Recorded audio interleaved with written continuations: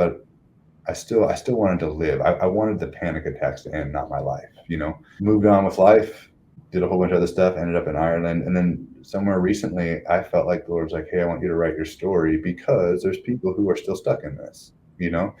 Um, and I didn't realize that, like, because I was able to walk out of it, I kinda thought, "Oh, you know, maybe this happens to some people and, you know, whatever." But some people are living in a lifestyle of anxiety, and if my story can help anybody, then Lord, please let it help somebody. Well, today I am excited to share a little bit more about David's story. And I just believe that a lot of what he's been through, you might relate to, and as a listener, be encouraged. Yeah, so I can't wait to dive in. So if you're ready for it, why don't you pull up a chair, grab that cup of coffee, and dive in with us to the places between. Or David? a cup of Guinness, you know, one of Yes, pint either way. absolutely. You're not drinking Guinness at, well, I guess it's 6 p.m. for you. Well, I could be, but no, I'm doing a decaf tea, which is I've since I've moved here, I've had more tea than I ever had in my prior 4 years of existence. So, yeah, Welcome to Ireland. I know, I know. All right. Well, for listeners, I just returned from the trip of a lifetime to Europe, and Mhm. it started with a couple of days in Ireland, or I should say Northern Ireland, because there's a very big difference. Yeah. And I'm just excited to share more of your story. I know, obviously, you're not from Ireland. I'd love to share how you eventually got there, but why don't we back up just to fill listeners in as they're tuning in? Who is David? A bit more about you. Where are you from? And what's something that's bringing you joy today? Oh man. We'll start with that. Something bringing me joy today. I just got back from the Cabinet Mountains in Montana, and there is something about autumn hiking that is fantastic. I love to hike. I have the tagline "A Happy Mountain Man" for Instagram, but it's true. I just love being in the wilderness, being in the wild. So a buddy of mine, we went to the Cabinet Wilderness, and everything is starting to turn colors, the autumn colors, and so it just felt really magical. I realized I actually enjoy the autumn season way more than I used to. I'm not like a pumpkin spice person; that's not my jam. But I think being out right now and just in nature and the colors is pretty amazing. So I grew up in Spokane, born and raised in Washington State, and we were near kind of that panhandle of Idaho. So my dad and I and friends would get out into the mountains quite a bit.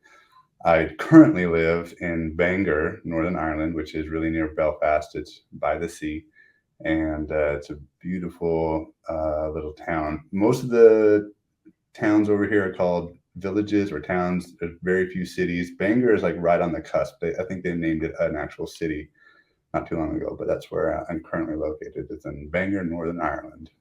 Wow, how fun. I bet, like, looking back, never in a million years. Or did you have a dream to live there someday? It's funny because my grandma, she lived in my hometown, and she was this little 5'2" Irish woman, and she always talked about Ireland and how beautiful it was and how she wanted to go back. So then she would go back, and then she would come back and tell stories. And so as a kid, there was something in me of like, I want to go to Ireland, and I think most Americans kind of have it. We sort of have this, relationship with Ireland of it's dreamy and special, and it is. But for me, it just came from my grandma telling me stories, and so I thought I want to get there. I don't know Yeah. if living here was like the dream, but coming Yeah. and visiting was definitely a part of it. Yeah. Not wanting to age us, but I think anybody that grew up in the 90s that has seen Princess Bride, like, Yeah. wants to at Yeah. least see some of those Well, cliffside. we were both born in 1989, right? So like, you mean 1990 literally is year one. I do remember Princess Bride. I remember a lot of other things about the 80s too. Crazy. So Yeah, absolutely. Absolutely. if you hear my dog in the background drinking water, I've got a dog. Her name's Sequoia. She's the world's best She's dog. But the best. yes, that's right. You met her. The place that I'm in is really small. If you live in Northern Ireland, most houses here are half the size of I don't know, a house in America. Bedrooms are tiny. So I'm just packing here. But anyways, my dog will be in the background. Sorry about that. Okay, well, I do want to back up to before Ireland. I'd love to talk about just like your journey through BSSM and how did you know that you were going to come to Ireland as an adult to live? But I also know that a big part of, I believe, your heart is like serving the nations and seeing a generation like come to know Jesus. But that starts somewhere, like this Yeah. deeper calling with wanting to go impact the nations. And I have a ton of friends that have done YWAM. And then I have a handful of friends that have done BSSM, but to the world, BSSM is like either A, they don't want anything to do with it, or B, they're aware of it, but they're not familiar with what Bethel offers. So Yeah. can you talk a little bit just about like, I guess, how did you get there? And then what led you into even exploring living anywhere beyond Washington? Yeah, for sure. Because it's funny, when I grew up, I was a homeschool kid, so I didn't have any desire, honestly, to leave my hometown. My sister talked all the time about wanting to leave, wanting to travel, and I was really content to stay at home. And I felt like from a young age, I knew that I wanted to work in the church. I just felt like that was my demographic. So I didn't have this huge desire to do everything that I've done. So that was, I mean, that really was kind of the hand of the Lord on my life, seeing where I am now versus, I think, probably the small dreams that I had as a kid. I mean, you talk about homeschooling. We were, you knew that we were homeschooled by how we dressed. You know what I mean? We were like, oh my goodness, we were those people. My sisters wore like denim jumpers and dresses, and then us guys had to wear like slacks and a white button-down shirt.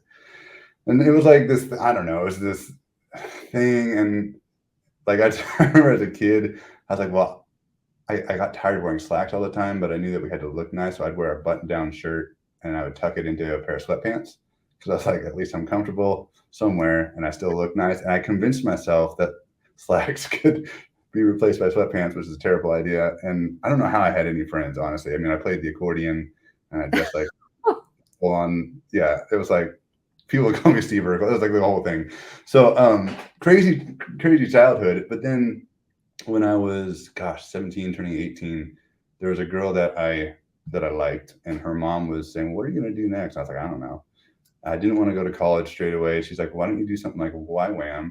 I didn't know what YWAM was, Youth with a Mission, and so I looked into it, and I just knew that I liked music, and so there was a Youth with a Mission based in Nashville, and I thought, oh, okay, the course is like 5 months, and you get to do missions work, and I hadn't been on a mission trip before, but I was like, I like people.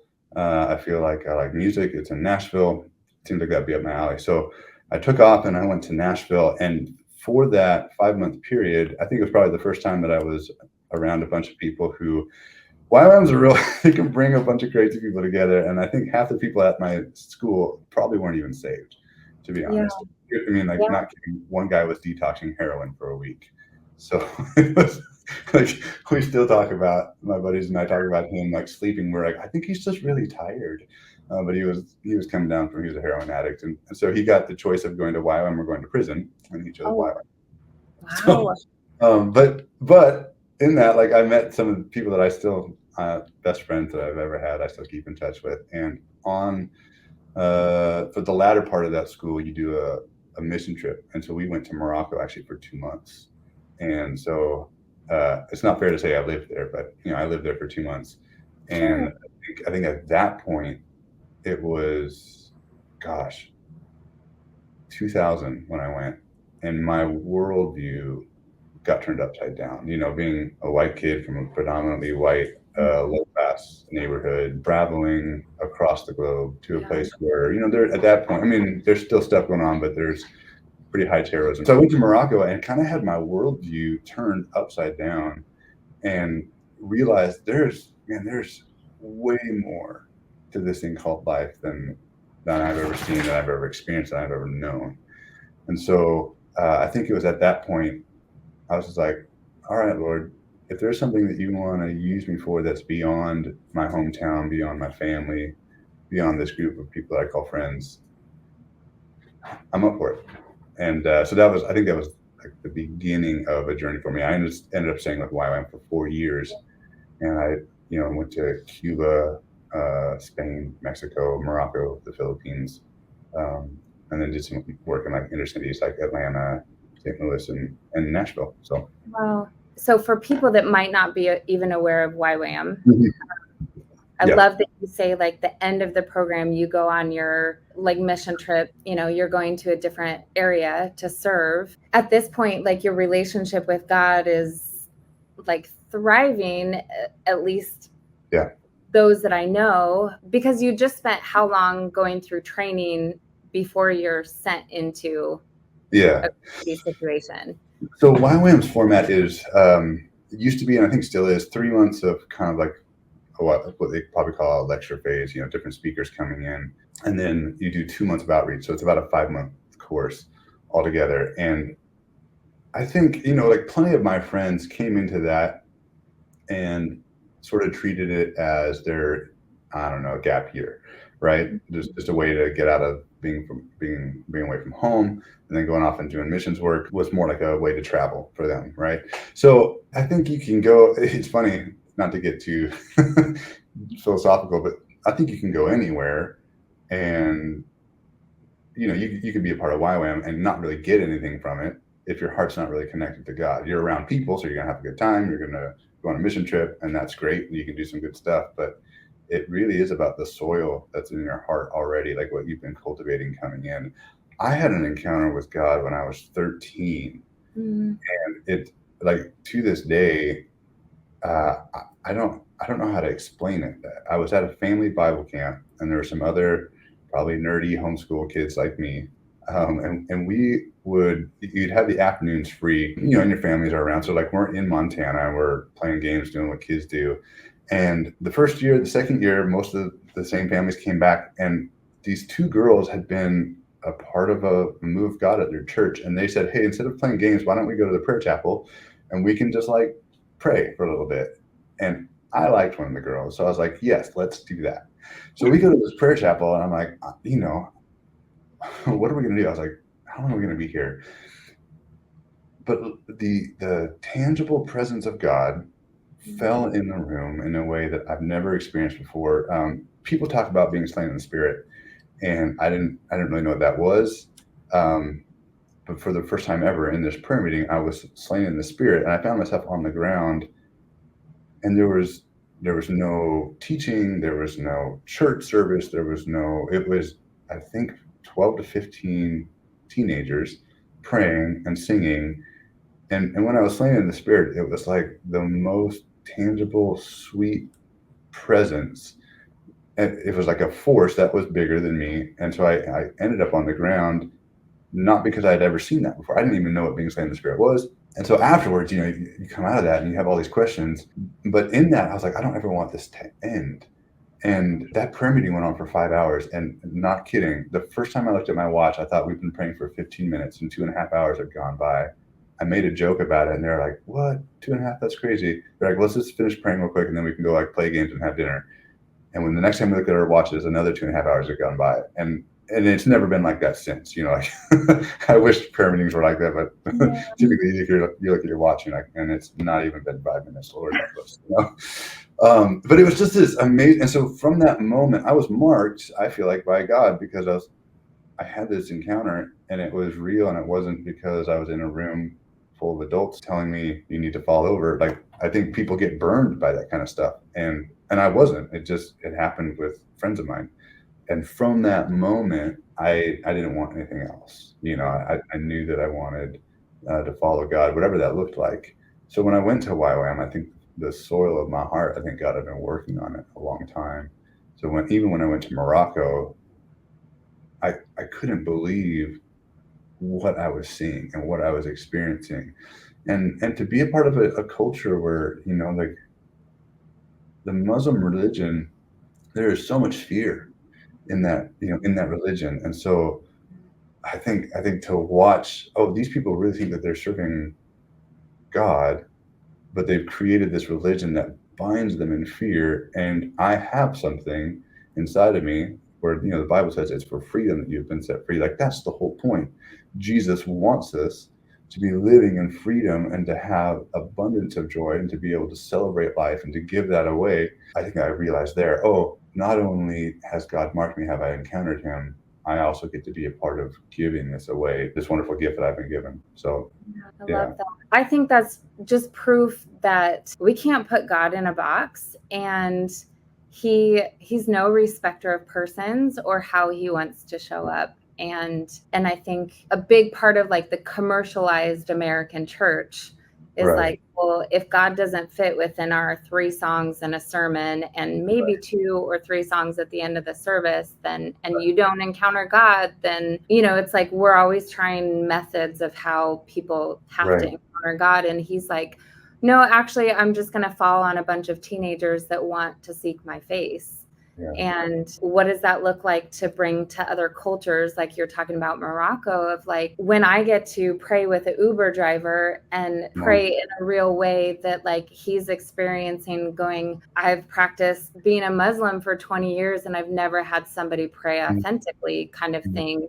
Like, to show you that there is that tangible freedom and hope, and we have access to God in a way that doesn't fit into people's molds. Come on. Yeah, I think that's one of the things I learned about being in Morocco. You can't, the whole thing about Christianity is you get to come to Jesus as you are. And when I was there, they don't have that freedom in prayer. They don't have that freedom in worship. And even when they die, their hope is that the good outweighs the bad. And that Allah is not in a bad mood, like when you come before him, because if he is, he can still, you can still be turned away from paradise. So just to know that, man, our God is really in love with us, and it's not dependent on his mood or how well I performed, and what a loving God that we serve. So absolutely. I was just gonna say, you had referenced BSSM, Bethel's School of Supernatural Ministry, and I think I actually understand a lot when people struggle with it. Like, what is it, or like you read something online or you watch YouTube videos. I used to joke around all the time when I was at Bethel. People were like, "Oh, you go to that church? What do you think?" I was like, "Oh, just read on Google, and that'll, sort you right out." But like, there's so much. I understand the fear. The thing that I loved about Bethel is that unashamedly they're going after what they call the supernatural, and I think the supernatural can get weird, and I think Christians have done weird stuff with it. I think people pretending or professing to be Christians have done weird stuff with it, and so I'm not saying that there's no cause for concern or maybe a little bit of cynicism, but I think the majority of Christians live in a lot of cynicism, and God becomes really small. I think we want God to be like the nicest version of ourselves, right? Like, I want God to be David perfect. That's a really small version and view of God, right? Like, if God is the one who created the world, who put massive galaxies and all these things together, with they talk about how he flings out stars, and with the breath of his nostrils, you're like eliminating mountains. And if that's God, and why isn't he able to maybe breathe a little bit and have somebody slain in the spirit? That's not a hard thing. It's a hard thing for us because it's outside of what we see in our day to day. But I think we start getting a really tame version of God, and I think Bethel is willing to take off the kiddie gloves and be like, hey, let's go after this, and it's going to be messy. And I don't think that any of them, like, I am good friends with several people that are part of the school and on their staff, and I don't think any of them would say, hey, we've done this perfect, we've gotten it right, we have a flawless record. But I think what they have done is that we're going to pursue God, and we're going to probably allow stuff to go on longer, because if it is God, we don't want to stop it. If it's not God, at some point we'll address it. And I think most of us are so afraid that it could be wrong that we shut it down way before. Man, there's a lot of room for God to move in ways that are outside of what my human brain says is okay. It is the whole, I think there's denominations and then just so many people that throw out the baby with the bathwater Right. because anything in the supernatural is a little weird and they don't understand it. Yeah. So it's, well, let's just put it over there and just be like, well, that's something we just don't mess around with. Yeah. Whereas in my experience, maybe there's been some immature believers to Yeah. make Bethel or to make BSS like not look in the best light. Right. However, the mature believers that I know, that I believe their theology is sound and Yeah. they're walking with the Spirit, like why not get to know a God that we can't understand and we can't put in a box, and we like the rest of the world is toying with powers that we like. Why can't we tap into the power and the source of I the know. supernatural? So I know it is funny. Like I had an old pastor friend who would say, like, people will go out and they'll party their faces off. They'll get drunk and black out, do drugs, whatever. But then the minute you say, like, oh, the Holy Spirit showed up and, I felt his presence and I started laughing, or, maybe I was slaying the Spirit, they're like, what? And so I do think sometimes we can be in a desire to be safe and, correct. We can also be a little bit stifling. So if it's helpful for anyone listening to this, God is way bigger than us. And I think sometimes it gets hard to ask questions because it feels like people have an agenda and they want to push on you what they believe. And so I recognize that can actually hinder a lot of people from experiencing God. However, I also know that, people say the Holy Spirit is a gentleman, and I believe that, except for when he isn't. Like, there was nothing, he didn't come up to me and be like, hey, by the way, can I like knock you over with my power now? It just happened, right? And so I think he is still God, and he will do things that sometimes mess with our mind. Like in the Bible, it talks about having peace that passes understanding. So I think sometimes we have to experience God in a way that goes past our understanding, right? And then our brains kind of catch up with it, and we realize, oh, this was God. This is what God was doing in my life. So if it's helpful for anyone listening, like, be willing to ask questions and like go on a journey, and man, don't put God in a box. I think like, probably who I was 20 years ago, I'm a lot different from that person. And I think that's really good. I think that there's things that I fought for back then that I wouldn't fight for now. So it is a journey, and you're going to make mistakes, and like, but be willing to go on the journey. No, that's good. And I know that a big part of your walk with God is that you do hear from him.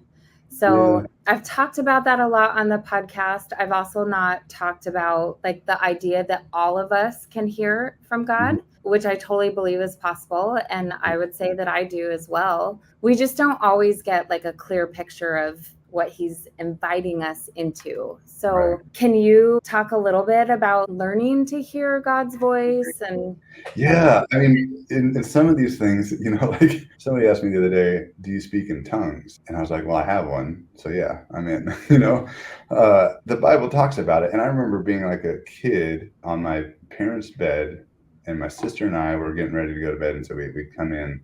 And so we were like doing nighttime prayers, which is how I got saved. My mom told me the story of Noah's Ark when I was 5. And either I wanted to be on the ark with the animals, or I was afraid of the flood. But either way, I was like, I want to give my life to Jesus. So that's how. And then, so somewhere on that same routine, my sister was telling me, like, well, you need to pray in tongues. And I was like, I don't know how to do it. And she goes, will you just say Shanda Madida Makanda? And I was like, okay. And so, like, as a little, I don't know what I was, 3, 4, 5-year-old kid, after I got saved, that's what I did. And it wasn't like, I don't even actually remember my parents teaching me, but I just remember having this thing of like, no, tongues is real. And I would pray in tongues all the way growing up. And so it wasn't a thing that I felt like I had to learn or fight or battle with. And then when Paul talks about it being a prayer language that edifies and builds up, I'm like, oh, I get that because I've been doing that. So that was, I guess, as a kid growing up with that, wasn't a weird thing to learn. And then same with hearing from God. I think we had a lot of issues in my family. So I'm not like, sometimes it's easy to be like, oh, you got saved at 5 because of the story of Noah's Ark. You guys are perfect. We had a real big version of crazy in our family. I think every family does, right? But there were a few things that I came out with, and I feel like that was just sort of God. And so, like, even hearing from God, I just knew it from a young age that he spoke. And I think the biggest way that he speaks to me is through pictures. I mean, a lot of people say, well, the only way that God speaks is through the Bible. And that is true, that God speaks through the Bible. I think that's one of the clearest forms that he is going to use his word. But also, like, he was speaking, to people like Paul and to people like Moses who didn't have the Bible, and so his desire is to communicate with his children. And so he still does that. I've never heard the audible voice of God. Some people have. I'm waiting for that. I still want that to happen. But a lot of times what I get is I see pictures, and that literally is like, you have an imagination. And so I think it's not too hard. If I were to tell you right now to recall a memory, you're going to close your eyes and you can see it. Obviously, it's not. So that's what I mean by seeing a picture. But then also, like, I get impressions, and I don't know how it feels like a gut thing. And so sometimes, like, I just know in my gut that something is a yes or a no. And I think sometimes we write those things off as, well, that's just me, or if we hear something, like for me, if I see a picture and it feels like, well, yeah, that feels like my brain or my voice. Sometimes I've written it off, when in reality, what I've learned to do is actually just say, oh, probably this is God speaking to me. And I'll check it against other people. It's not like I have a batting record of 1,000, but I think for the most part, I've just learned to, like, lean into those things and trust my gut, and then trust what I'm feeling or sensing. Or when I'm reading the word, like, I remember there's specific times where I was like reading the Bible and a verse just hit me right between the eyes, the nose, whatever. And I was like, and I knew it was God. So I think sometimes we complicate it and we think, oh, it's such a big deal, and what if I get it wrong? And I don't think God's as worried about us getting it wrong as he is trying to get us to recognize that we hear from him. And it happens a lot more, and it'll probably sound a little bit like us because he's going to use, our brain on the way that we think and process to speak to us. And the last thing that I'll say is the weirdest one that I learned is, how sometimes when you recognize somebody or you see somebody who reminds you of somebody, that's a better way to say it, so you'll see somebody, you're like, oh, they remind them of my Uncle Jim. Typically in that moment, what I feel like God is doing is, if I think of things that I love about Uncle Jim, and I've done this, and I'll do it. If I see somebody tomorrow, I would do it. It's really easy. I'll think of the best things that I love about Uncle Jim, and I'll walk up to that person. I'll be like, hey, I know you don't know me, but do you love? And then I'll just list some of the things that my Uncle Jim loves, or some of his characteristics, and I'll just ask them questions. I'm not saying, hey, I think this is from God, and he's saying, I'll just be like, do you love playing tennis? Do you love working with children? Do you have a desire to see people grow in business, et cetera, et cetera? And they might say no, which is fine because I get it wrong. But 90% of the time they're like, yeah, like I play tennis every week, or like, yes, I've been working on this new business idea. And so usually it's God speaking. Like, I'm recognizing something in them that reminds me of my uncle, and I'll use it as a way to, like, interact with them, pray for them. And then oftentimes, like, when I get done talking to them, I'll look at them and they don't look like my uncle anymore, or that person so that was like one of the craziest things that I sort of picked up on and started, like, playing around with. And I think that's really fun, like, just to encourage people based on try it sometime. And, like, don't attach God to it. Like, just go up and ask the person if they have any traits that are similar to the person, and just see what happens. Like, Yeah, it's really fun. absolutely. That is so fun. And that's such a creative way of connecting with others. Yeah. Why not use that as an opportunity to encourage somebody before us? It's really fun. I love when he does that. That's really cool. Yeah. Okay, so jumping back into your story about coming to Ireland, because part of the process of you getting to Ireland was you knowing that you're not going to Africa, you listening to God in the process of, like, where am I going next? Obviously the places between is all about transition. So it's how do we navigate these transitions of life, knowing, okay, I'm going to take a leap of faith and I am going to go somewhere where I haven't been before, or maybe I've been, I just don't know if I'm supposed to live there. At what point of your story did you know Ireland was on the table for you to even, like, come? Okay, so a long time. So you mentioned Africa. I was a part of YWAM from 2000 to 2004, and during that time went to Morocco for a couple of months, and then there was a team of us that were going to go back and live there for an indefinite amount of time. I think they ended up staying for about a year and a half. So I was on that team, and at one point I was reading a book, the biography of Keith Green, and was reading the book, and I just felt like there's this whole powerful story of, unless a grain of wheat falls to the ground and dies, right? And I'm reading this, and I'd been holding on to this Morocco vision really strong. I just felt like the Lord was like, "Hey, I want this to be the thing that you let die." And it was hard because all my friends were going, and um, you know, whatever. So I remember finishing the book and going to my friend and saying, "Hey, I think I need to jump off the team." That was back in 2000, like I said, 3 or something.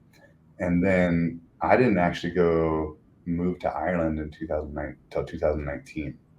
So that's what is that, 16 years, 15 years, something like that. So it was a long time after, and to be honest, like when I like sort of let that go, I felt like I was letting go of the idea that I had for my life at that time.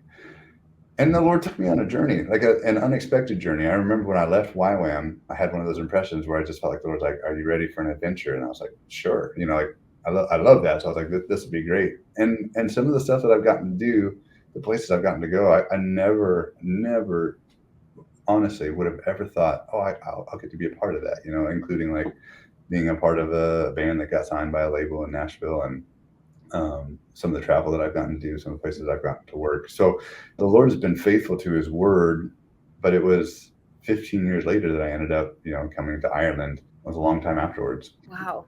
That is so wild. We have scripture to reference, right? Of like the people that have a vision and then Right. how long it tarries until like Right. they step into the fulfillment Right. of something different. And like, even with my own journey, I experienced some stuff last week that I'm going, God, I have dreamt about that stuff for 15 years. Come on.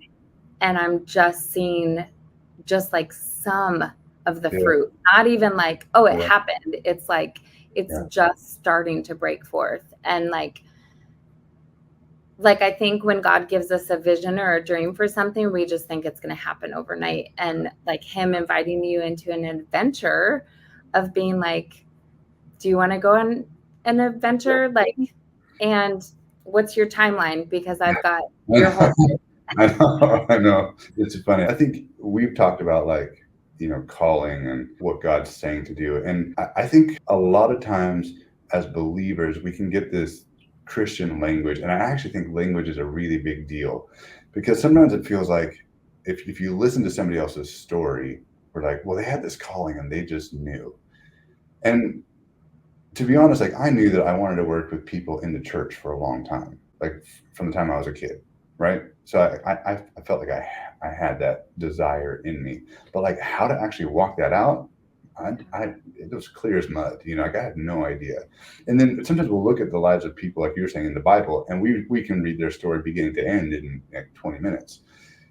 So we get the full picture. We're not getting to do that with our lives. We're living it in real time. So even with me coming to Ireland, I actually didn't feel called here. Like it was in my journey. It was the thing. I was doing VSSM, and they do a mission trip for 10 days. And so I was like, I obviously want to go to Ireland.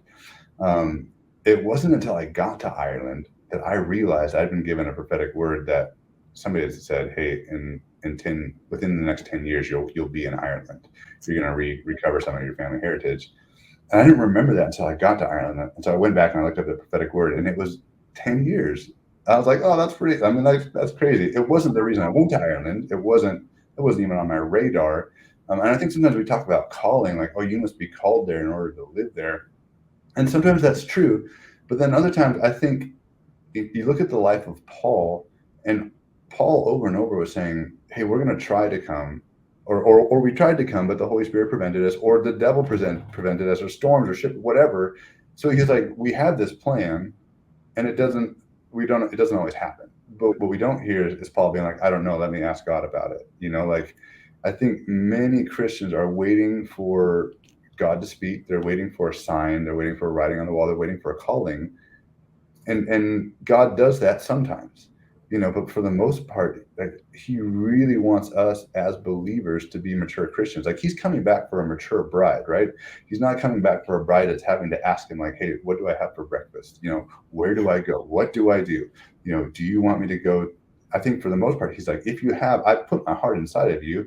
He even says that I've given you the mind of Christ. So if you're living in community with people, if you're reading the word in connection with God, having a relationship with the Holy Spirit, like you're not going to be in error. And so as you walk these things out, a lot of it looks a lot more like, what are the desires that God's put on your heart? pursue those things. Like doors will open and shut, but like you have to make a move. Not because God gave you a calling or a sign, although sometimes he does that. Like that's his trump card. But for the most part, I think he just wants us to move, right? Yeah. I use the reference, if you want to see signs, like if you want God to give you signs, you better start moving, right? Because if you're literally on a motorway, what they call motorways here, the highway in America, you're not going to see signs for the next town or the next exit until you start the car and step on the gas, right? You'll see a lot of signs at that point, but if you don't ever start the car and start moving, you probably won't see any signs about where to go. And so I think a lot of times people sit in a harbor being like, I don't know what to do, but I'm like, well, I don't know, untie the boat.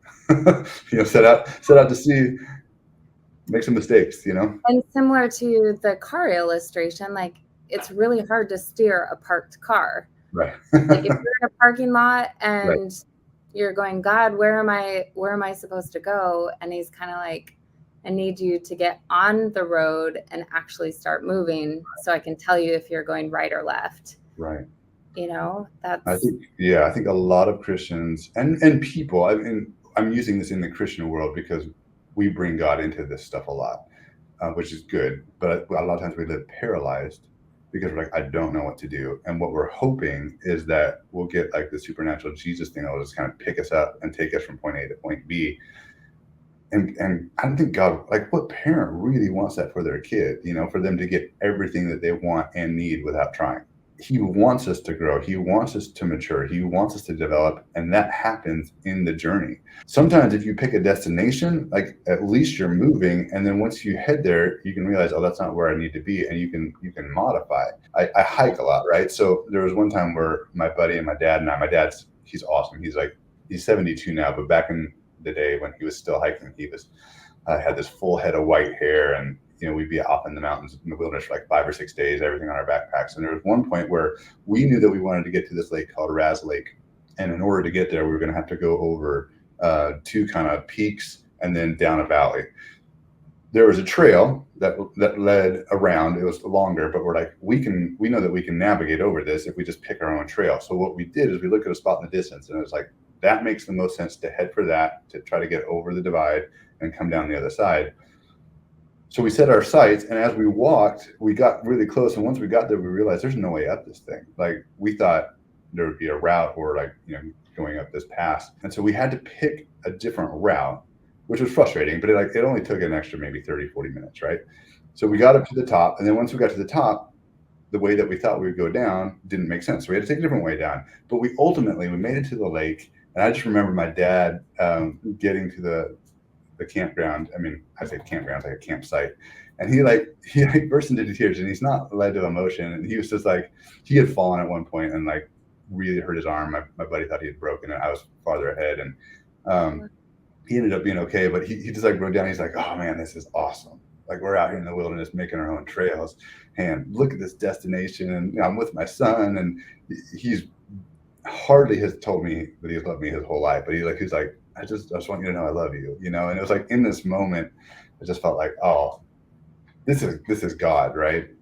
Me and my dad, but like the Holy Spirit's in this whole thing. And we got there not because we had this trail that we knew. It was because we started and we got to the place that we were headed, and it didn't work, and we modified. My dad fell, almost broke his arm. We found another way, got down. I mean, literally at one point, Wendy, we were like hanging on to trees and going down this rock face. Like my dad is doing it at 67. I'm struggling, and I'm looking back. We have backpacks on and this whole thing. And we got there, and that night when we caught fish, we cooked over the campfire, there were rocks, we like cliff jumped. It was like the best thing. But I think it was the best thing because of the way that we went. And I think in life, we're so stuck being like, I have to get to that destination, or I have to get to a destination. I don't know what the destination is. And we never move. We never pick that spot. We never start going. And so we never encounter the obstacles and the difficulties that make life so beautiful. absolutely. If it helps anybody, like pick something and go for it. Recognize that it's probably not going to be the thing that you end up doing, but you're starting. It's as simple as that. And then like just encourage the heck out of yourself. Maybe encourage the hell out of yourself. You know what I mean? Like if you don't have a cheerleader, become your biggest cheerleader. Like change that because usually it's the internal dialogue that causes us to struggle, right?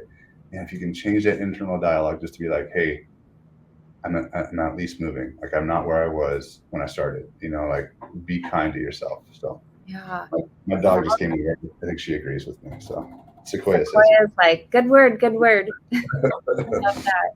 all the fingers pointed back at me. No, I feel like a lot of the things that we talk about is like preaching to the choir, because we just know that we're all on a journey, so we have to how do we get from one season to the next without having those people in our lives that can speak truth over us? But that internal dialogue, like that is a game changer or breaker, right? Gosh, there's so many directions I could take this conversation. No, I think you asked me a question a while back, and I don't even think I answered it. So sorry. No, you've done great. And that's what I love about, sharing stories and talking about the journey that God's brought us all on. And I know that transitions are never easy for anyone. And it's so experiencing what God's telling you in the process, and you sharing your story, because that is the biggest hope for listeners. I don't ever want to appear like we've arrived, because that's not the point, right? So the point is how do we go through our journey? And that's the funny thing about podcasts, right? Because you can't have these short snippets where it feels like, oh man, what a cool cool person. And I do this too, where I'm listening to stuff like, oh man, that's so awesome, they've got it. But even for myself, I recognize my own life. There's so much cool stuff that God has done in me and through me. And then I look at myself right now and I'm like, oh, I'm so messed up. I've got so far to go. And that's not bad. It's just the reality of life. And hopefully this is encouraging to people, being like, oh yeah, I have done great things in my life. Maybe I'm in the middle of a change right now and things don't appear great, but they're going to get there. God begins things that he's going to bring to completion. And so if it's not complete yet, you're still on the journey, and he is faithful. Like the Bible says, he is faithful. He who begins a good work in you is faithful to bring it to completion. If there's anything that I know, he is faithful. I don't know if we have to hang on to hope ourselves. Sometimes we talk about it like this thing that I have to hang on to, which is kind of true. Sometimes we have to fight for it. But also we can trust that he is faithful. He is faithful to do completion to the work that he started. So 1,000%. Yeah. Well, and we just unfortunately live in a generation that's plagued with social media, highlight reels, right? So it's, in order for us to grow as humans, we have to experience valleys, and nothing grows on the mountaintops. Yeah. So it's if we were just on a plateau the whole of life, I know. I can't even imagine. But yet the description that you just went through with your father, hiking together, it wouldn't have been so euphoric if you had just gone through all the hell to get there, know? So absolutely.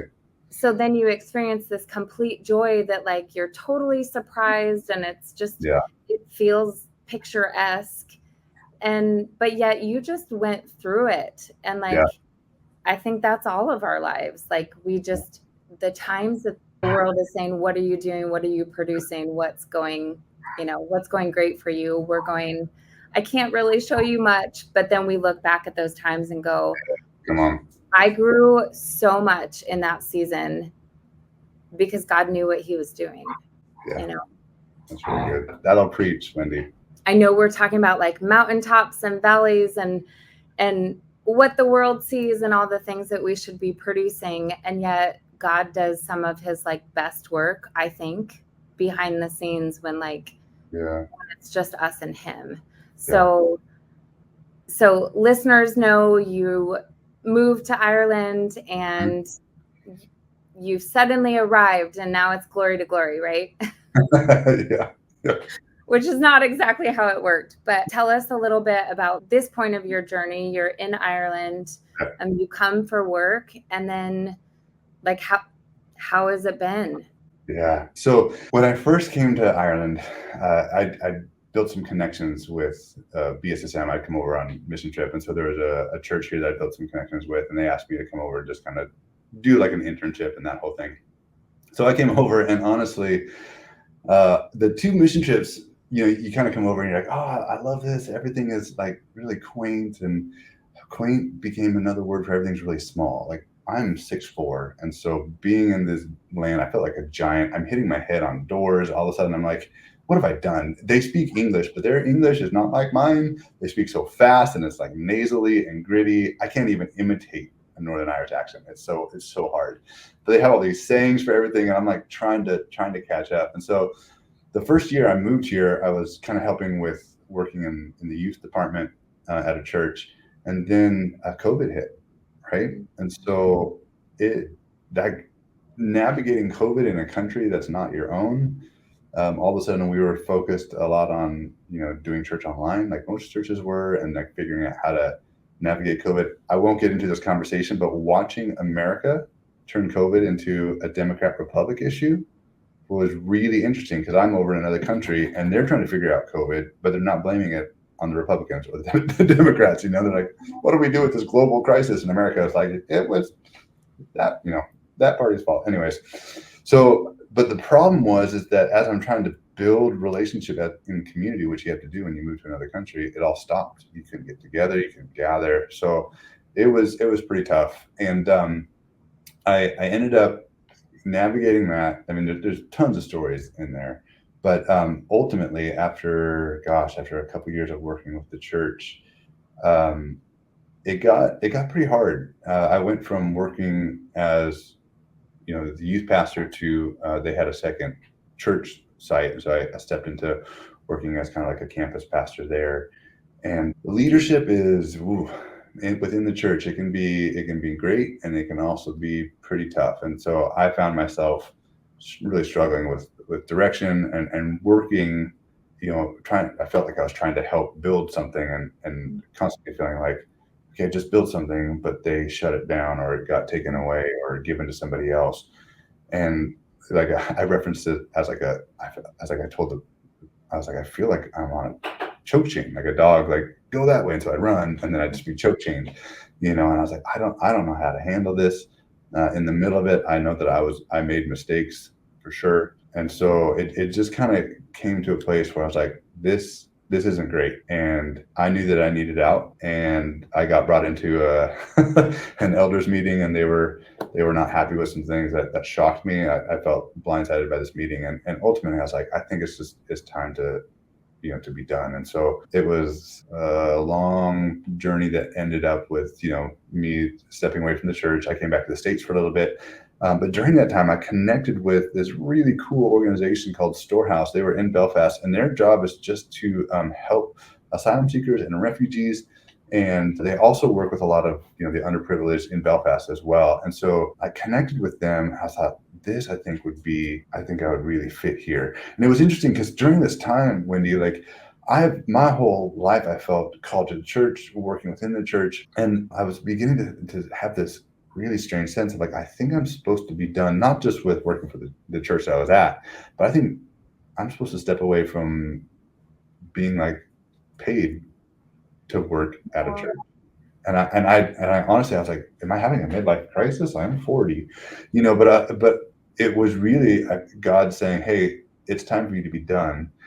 And I was like, I don't know what I'm supposed to do if I'm not doing this.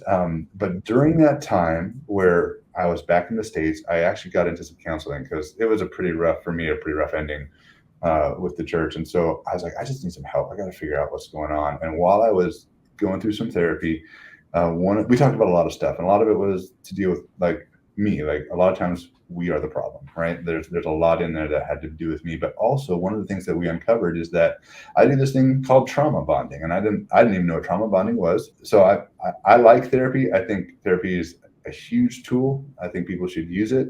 I can't say that I'm like always in therapy, but like when stuff happens, I'm like, I need some help. So trauma bonding for me was, I learned at a young age to help de-escalate situations, right? So if something felt out of control in any environment, whether it was family or outside, like as a middle child, I wanted to bring peace to that tension, right? That became my mode of operation. So when I stepped into the church scenario that I was working at, there was a lot of chaos. And like, I referenced, feeling like I was on a choke chain. There was a lot of chaos within that team. And I went in there thinking, oh, I know this. This is familiar. That's what trauma bonding is. Like until you fix something, you just repeat what you know. So I went in being like, yeah, it's chaotic, but like I know how to handle chaotic. I know how to de-escalate. And so I walked in, and instead of, most people might have looked at it and been like, oh no, thanks, I'll go somewhere else. I walked straight in. I was like, yeah, this is fine. And then after a couple of years, I was like, it's not fine. I'm not fine. And so during that time back in the States, before I started working for a storehouse in Belfast, I uncovered a lot. And, I would say I got healed of a lot. I think, what's that, Shrek? We're like onions. We all got layers. So I know that there's more. I'm not saying that I've arrived, but I felt like the Lord used that time to really show me, you don't have to go into places and try to de-escalate anymore. You can actually pursue the things that are on your heart. And that was massive for me, Wendy. Like, I think I had spent my whole life, I'm a number 2 on the Enneagram, and I'd spent my whole life like wanting to help other people. And so getting to a place where I'm like, oh, I don't actually just have to help somebody else or serve somebody else's vision. God can use me by allowing me to do the things that he's put on my heart to do. That was brand new for me. So I know that was a really long, probably a windy answer to your question, but I'm still here in Northern Ireland. I just stopped working for Storehouse because I felt like the Lord told me to. But my time in Ireland, it wasn't like, oh, I got here and this is the promised land. I was like, if this is the promised land, you still got to chase the giants out, right? You still got work to do. And so I have, and it's been beautiful, right? Beautiful and brutal all at the same time. That's a great word, brutal. Yeah. Well, for anyone tuning in that actually knows you, we all know you have like this unreal talent and beautiful gift of playing the piano. Oh, thanks. And I know you occasionally put up videos of you like in a gorgeous cathedral or something, which they got them here. Oh my gosh. Yeah. But that has to be like, not only is it a gift that God has uniquely given you, you're like, it has to be therapeutic in the process, right? Yeah. Like music is so healing to all of us. Yeah. And you're using it in some of like the darkest seasons that you've been through to also minister to other people. Yeah. So I would love to, if you want to give us like a preview of what you're working on. I know you just mentioned you left Storehouse. I know you have this big project before you. Yeah. We can all be praying for. A lot of grand piano right now. No, so just as a precursor, King David in the Bible was used to minister to Saul, right? He took his harp, and then God would use him to soothe King Saul when Saul had a tormenting demon. And when I was young, there's this one lady in our church, and she would come up to me, and you've got to understand, like, some of the stuff that I can play now is pretty and it sounds good. Back then I was 15, 16, and I was literally pounding chords out on a piano, just like, and she would come up and she was like, when you play, the Holy Spirit is moving, and I was like, she must have been prophesying, because at that point, I don't think, to be honest, I mean, I'm making a joke about it, but really it was painful. But I believed her, I was just like, oh, cool. So when I play, God moves. And I think that happens more often than I don't think that's like a special thing. It is a special thing. So I'm not trying to diminish the fact the Holy Spirit is moving. But I think because we are his creations, what he wants to do is he wants to let your light so shine before men that they may see your good works and glorify your Father in heaven, right? So if Wendy's doing a podcast, the Lord's like, I want to put my spirit on what Wendy's doing because she's reflecting me to the world. That's a special thing, right? But it's not unique to me. I just think with music, because music is so connecting universally, there is an element that sometimes it can move past barricades. It can move, like, I can communicate without language. And that's a huge gift. Like, there's not many ways to do that, but music is one of them. And so what I'm currently working on is, you mentioned piano in the darkest times. I think it has been therapeutic for me. I mean, there's times where it's felt like the music has stopped. There's been chaos in my life. I mentioned being in a band earlier, but like that band also fell apart, and I was like asked to leave, and a couple of other guys left, and so there was heartbreak there. This season that I recently went through, and it just feels like I've always heard melodies in my head, but there's times where I don't, where like it feels chaotic and the music just feels dissonant inside of me, and it feels like every terrible type of jazz chord, internally. Um, and so I think what I'm working on right now is, I think I've told you this before, but I went through a 4 or 5 year period in my life where I was diagnosed with general anxiety disorder. I had debilitating panic attacks. I was living in Ohio. The band thing had just ended. I moved to Kansas City near my brother. Hated Kansas City, humid and flat. If anybody lives there, Lord bless you. I know somebody needs to, but I could not hack it. And about 6 months into it, I had my first panic attack, and I didn't know what they were. This was 2007, I think.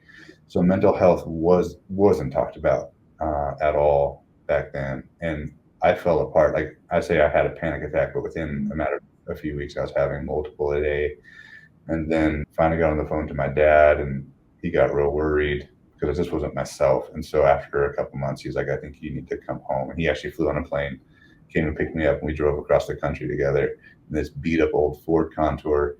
And I lived with my parents in their basement for 2 years. So I mean, when I'm talking about general anxiety disorder, I had the disorder. It was 7, 8 panic attacks a day in the fetal position in my parents' living room, right? So during that time, at first I played a victim, and then after that didn't bring me any healing. I was like, I don't want to live like this forever. I thought about suicide, but I still wanted to live. I wanted the panic attacks to end, not my life. And so I was like, I've got to figure out a different way. So I jumped into therapy at that time, got on some medication, did a couple other things, and was able to walk out of it after 3 years. So the whole process, like I said, took about 4 or 5 years, and moved on with life, did a whole bunch of other stuff, ended up in Ireland. And then somewhere recently, I felt like the Lord's like, hey, I want you to write your story because there's people who are still stuck in this, you know? Um, and I didn't realize that, like, because I was able to walk out of it, I kind of thought, oh, maybe this happens to some people and whatever. But some people are living in a lifestyle of anxiety. And if my story can help anybody, then Lord, please let it help somebody. Like I remember at one time praying, I was like, God, if you heal me of this, I will pray for anybody. It doesn't matter who they are. If I find out they have anxiety and panic attacks, I'll stop what I'm doing and pray for them.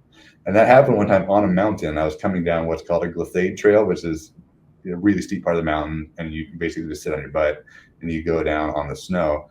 And somebody had gone down before me and bumped out of the glissade trail, and they were on the side, but they were stuck.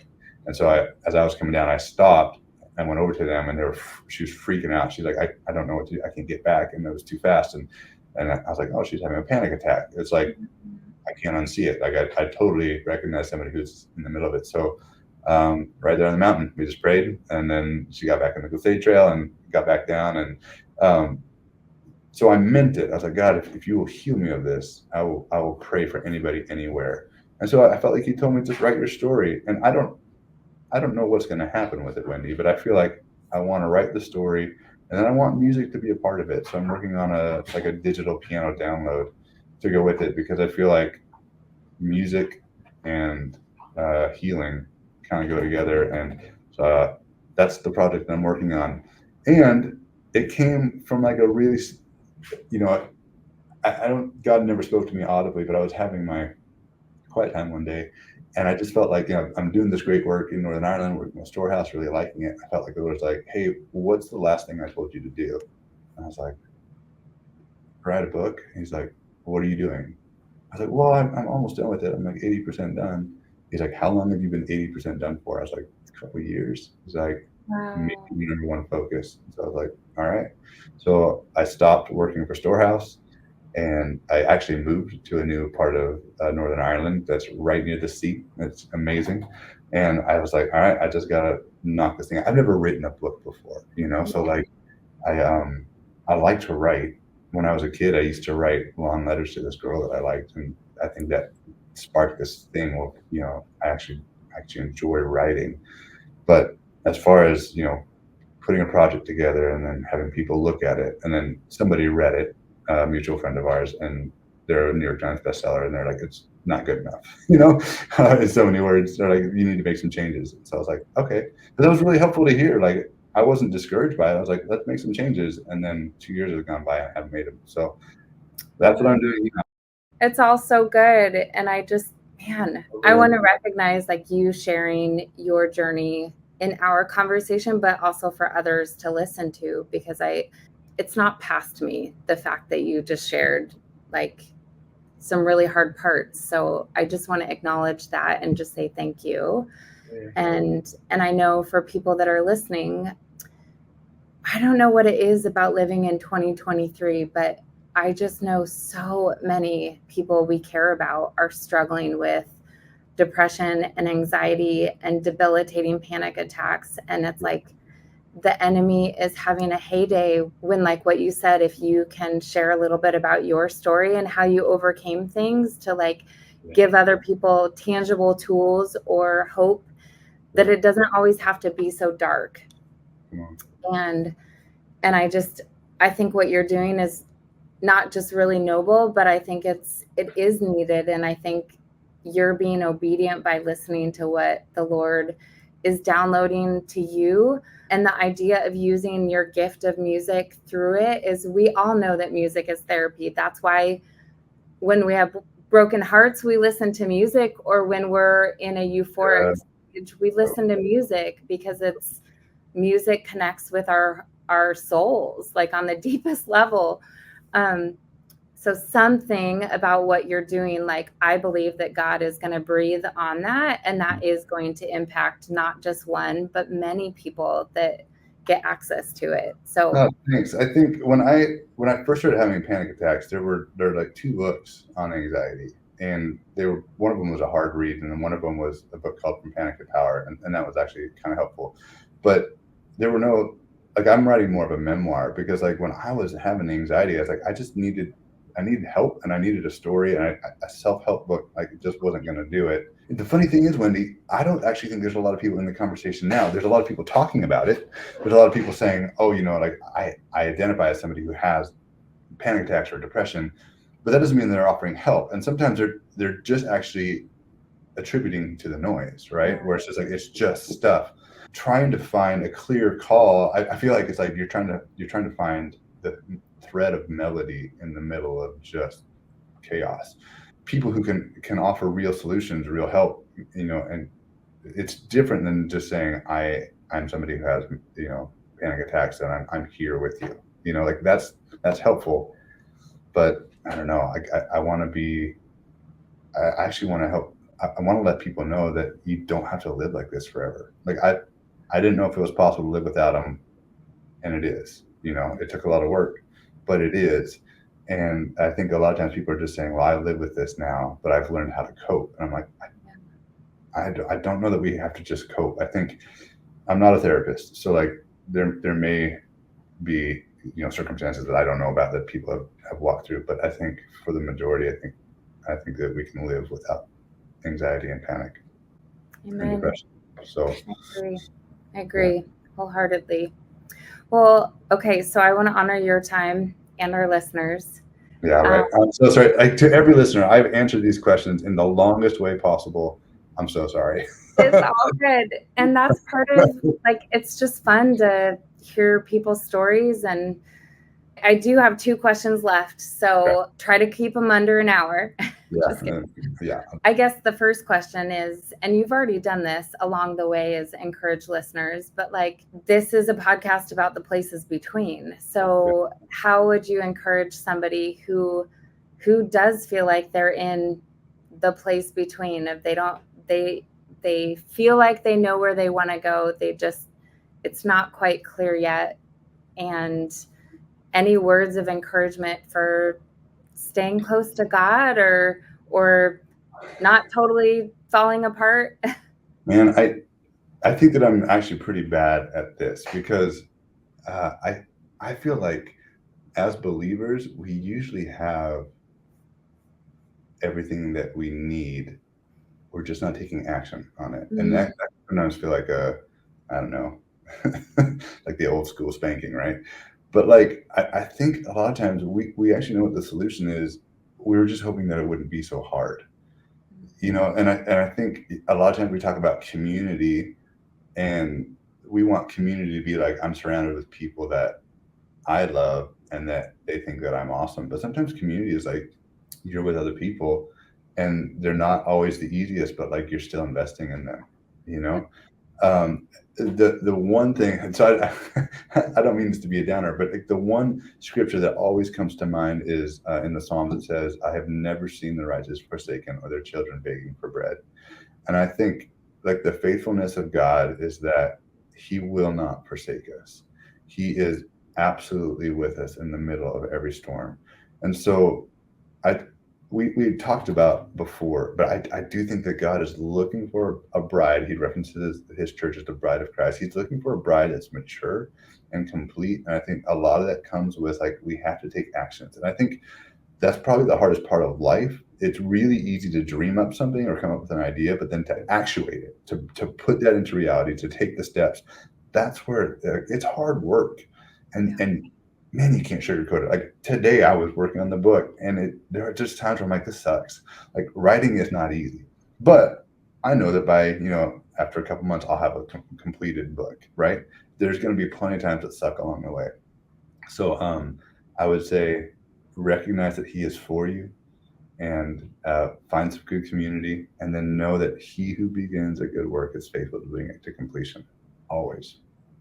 Yeah, that's a good word. Thank you. Yeah. Okay, final question. All right. It's a podcast about transitions. And you had alluded to this and answered basically already, but what place are you between? And then how can we pray for you? Oh man, what place am I between? Well, I was just working for an organization. Yeah, right. So I was just working for an organization, and I don't have a book published. So I'm very much in that space between having something tangible to show the world. So I would love prayer in this process, for creativity. I think as I'm writing music, I want to have really great melody lines. As I'm writing the book, I want to be able to convey my stories in a way that connects with readers. So I'm full on in transition, and I'm excited to have something down the road. And then the last thing is pray that I find a publisher. I can self-publish. I think a lot of people do that, but I do want to go the route of trying to see if just to see if this writing is good enough. You know what I mean? Like it's okay if it's not. That's not going to break my world. But like I want to try. I want to see if this message, if I wrote it in a way that connects, if it's written in a way that is coherent and speaks life to people. And so, yeah, pray for a publisher, pray for the creative process, and then pray that I'm patient with myself during the times where I'm like, this sucks, because I have plenty of moments too. Yeah, absolutely. Absolutely. Well, listeners, if you are driving and want to find a white spot in the road, or people that are just tuning in, if you want to stop and pray, even for David right now, I just speak abundant favor over you, David, as you do what you've been called to do, and that the Lord would just give you favor in your writing and in your piano and your music, and that He would just lead you in a way that you know that He's next to you, and He is a faithful God. I know you've experienced that. So we'll be praying for your journey. Thank you so much for sharing your story with us, or at least a little bit of it. Absolutely. And if anybody wants to come to Ireland, I know somebody who's a good tour guide. That's all I'm saying. Yes, absolutely. And speaking of Ireland and good tours, maybe next spring for a place between retreat. That would be, I think yes, let's make that happen. Oh my gosh. Anybody who comes will change your life. We'll jump into the ocean. It'll be awesome. It'll be awesome. All right, David, thanks for your time today. Listeners, we'll catch you again next week.